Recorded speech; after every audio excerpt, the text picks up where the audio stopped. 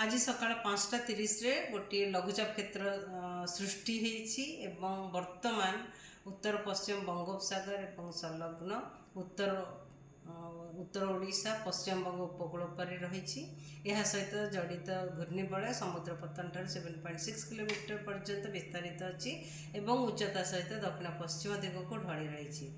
यह एक स्पष्ट चिन्हित लघुचाप क्षेत्र में परिणत होबार संभावना रही एवं आगामी 2 दिन मध्य उत्तर ओडिशा एवं गांगेय पश्चिम बंग दे उत्तर पश्चिम आड़ को गति कर संभावना रही।